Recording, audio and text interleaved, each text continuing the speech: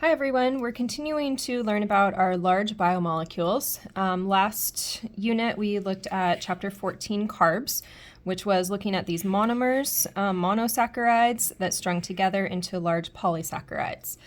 Today's chapter we're going to be looking at lipids, and lipids, in contrast to this monomer polymer kind of style, lipids is just a really big category. And within lipids there's no repeating monomers, I would say.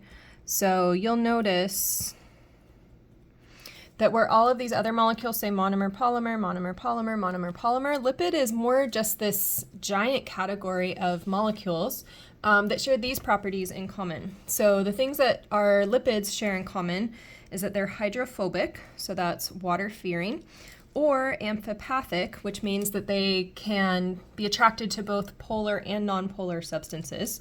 Many of them contain what we call a fatty acid group, which is going to be just like our, here's a little fatty acid.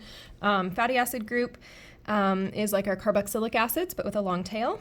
And there's just a lot of different types of lipids that exist. So we're going to be looking at that throughout today. We can talk about kind of two main ways that our lipids are used when we talk about physiology. One is, we've been talking about food or substrates. So we'll see that our lipids can be used as food, and then we're going to use purple throughout this chapter to talk about using those lipids as structure. And so if we think about how food and structure kind of go together, and actually hang on, so we could say our lipids are both food and structure, okay? It might help us to come over here to our margin and think about the food piece first, okay? So we eat lipids, we eat fats, and our food comes into our cell that we're looking at here. And what we're gonna see with our lipids, again, with that food mindset, is we consume food. Here's our lipids, our fats, and those fats are going to get hydrolyzed into fatty acids and glycerol, and then those will further be processed into acetyl-CoA.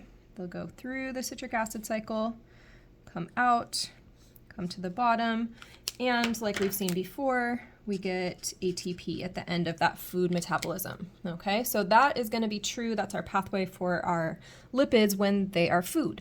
But we also use lipids for structure. And so if we think about structure, the main thing we're gonna focus on this chapter is what I'm drawing a circle around right now, is animal cell membranes are made out of lipids. And that's what we're looking at over here, is a cell membrane. And so all of these little purple ball things here and all their little tails in between, those are phospholipids.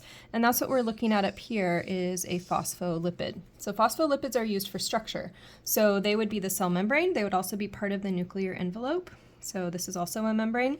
And there's other membranes too. And so membranes are generally a good way to separate our polar from nonpolar, separate like two aqueous solutions. And so we can see that our lipids play two important roles here. And just to keep this indexed, purple I'm using here for phospholipids. So we're going to continue on to look at some different types of lipids now.